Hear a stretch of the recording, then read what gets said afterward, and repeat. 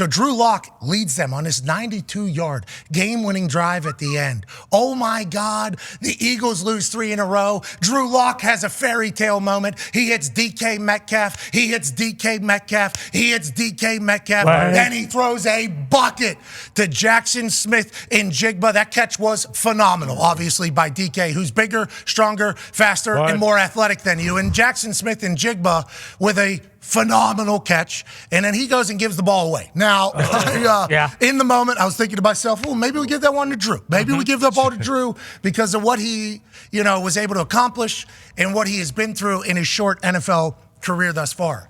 Drew Lock got a chance to speak immediately after the game, and it was beautiful. Remember, this is week 15. This is what this league and these games can really do to somebody's life and somebody's entire being. Here's Drew Lock getting a chance to chat about the magical night that he had on Monday Night Football. Amazing won't do it justice. Amazing won't do it justice, but amazing also doesn't do justice what the O-line, what DK did on that catch, what the receivers did, what Ken Walker, Zach Charbonnet did all game long, the tight ends, man. Hell yeah. It takes a special group to rally around a guy that, is coming into his second game of the year, right? Used to the same thing all year long, same cadence, same spin of the ball, everything. For a team like that, not just the offense, the defense to rally around me tonight, man, that was amazing. I hear some emotion in your voice. Yeah. Great follow-up. It's been a long time. It's been a long time. I'm just blessed. I'm just blessed. Blessed with a great group of guys, a great city, great coaching staff. It's awesome. It's a wow. Drew, when did you even know you were going to be playing tonight? Oh, there's a long story going in that one. But I kept the mentality that I was going to play, regardless of what was going on, how people were looking and whatnot. I was just like, you know what, you're going to go out there and play, so just be ready to play. Found out when we got here that I was going to get the nod and roll the dice, baby. Let's go. That's right. Take us back to the touchdown pass to Jackson. Just what was the play call? Take me through it. Yeah. I mean, I'll remember that play call for the rest of my life, but we're breaking the huddle. I knew Jax had the one-on-one. Good reminder from Shane in the headset. I said, hey, Jax, if you're one-on-one, I'm throwing you this pill. Sure enough. Gave us a one-on-one look.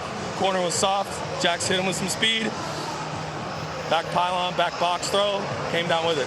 Again, Drew, we can see the emotion on your face. We can hear it in your voice. Can you just describe what you're feeling in your heart right now? Yeah, it's so hard. It's so hard to describe the feeling of, not playing for so long, or at least what feels like a really long time to me.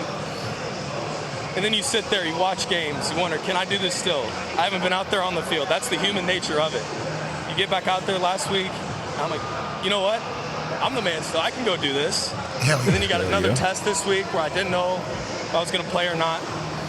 Sure enough, ended up playing. We're playing the Eagles tonight. And the boys around me rallied tonight. And it just, gosh, it feels so good. It feels so good. I'm so proud of everybody tonight. Congratulations to you. We're all happy for you. Baby Drew Lock. We are all incredibly happy for you. And having a game-winning drive like that in a moment that he'll remember for the rest of his life was something that Pete Carroll spoke about immediately afterwards as well, with a backwards hat on. I know a lot of us on the East Coast probably didn't see a lot of this, but I think this is a pivotal part of telling the story of last night's game. Here's Pete Carroll, who is now 8-0 against the Eagles, with a backwards hat in a press conference post-game. Beautiful football, just beautiful football. I mean, the poise that we talked to you about last week. I mean, that's where he's been. He's been on it. He's been in command. There's a couple incompletes in that drive. Came right back and hit it and converted and made the first downs and all. And then to throw the touchdown to win a football game. It's amazing stuff. He would be the first to tell you about the guys around him. The offensive line did a great job tonight running the football, won, and also pass pro. And they did a beautiful job against these guys and gave us a chance. And we couldn't ask for more for him in that game tonight. What was the problem? Oh man, I'm so thrilled for the kid, really. This is first off, it's a memory that you're never going to lose. He's going to hold on to this Monday night forever. He earned it. He deserved it. He played up to the great moments in the game and came through. And it's been hard. It's been hard for him.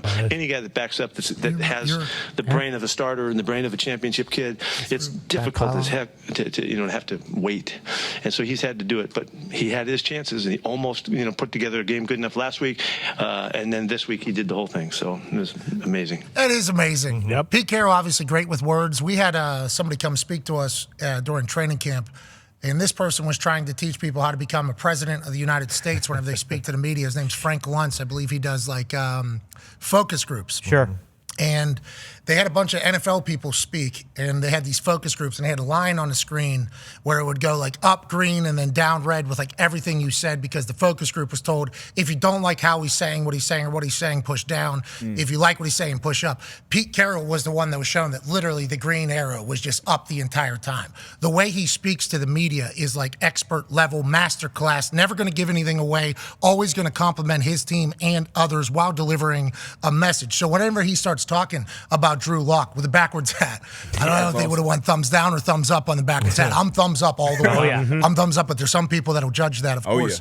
Yeah, Last night for Drew Lock, huge moment for him as the athlete. Huge for Seattle. Happy for him.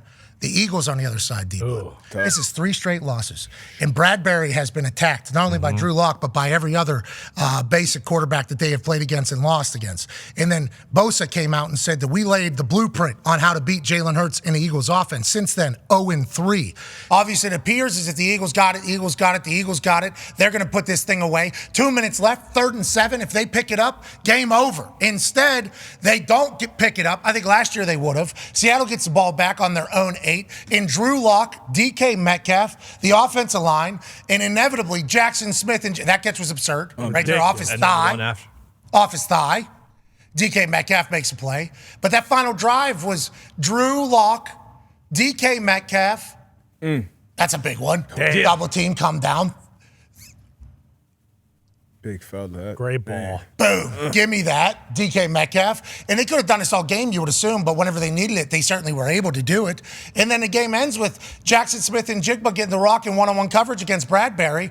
And Drew Lock, after the game, said, as we broke the huddle, I told Jax, I said, hey, if you're one-on-one, I'm throwing the pill. I'm throwing the pill. And they absolutely did. Massive comeback dub in Seattle. What a moment for that guy who's been doing the tux or suit celebration for a long time. Moxie through the roof. Chit-chatted about whenever he wasn't playing, because he was doing the Russell Wilson trade from Denver to Seattle. When he wasn't playing, you start wondering. Human nature starts wondering. Then last week he got to play. He said, I'm still the man. And then he does what he does. What a night for Seattle and Drew Lock, AJ.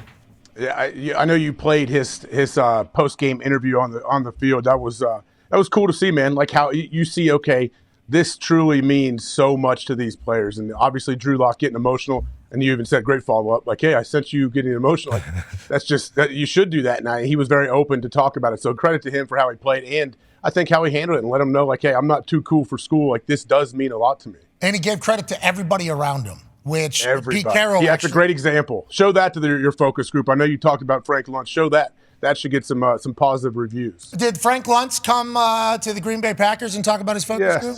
Yes, he did. I don't know if it really resonated with the room, but, there's a time and place for that kind of stuff, I think. Training camp, tough place to speak. Oh, my God. Football locker room, tough place. In general. To speak, just in general. Coming in and talking to these people as if everybody's running for president of the United States of America and don't say anything. And then it's not just his fault. He was set up for failure because all the PR people were like, this is the guy that we need to be bowing down to. The best. This is the guy who has all the answers. And it was like, he had American flag shoes on, which are cool. Love that. He had some, did he have wear those with you guys, I assume? I don't know if he did. I think it would have been a big hit if he did have American flag shoes. Well, he was wandering around the room a lot, so I saw those shoes moving. Had khakis on. I remember like it was yesterday because I did go to a couple sociology classes in college, and Frank Luntz social groups were actually utilized in a couple of the studies. So when I heard he was coming, I was like, oh, I've actually read about him. Yeah, I know this guy. I've actually read a little bit about this guy.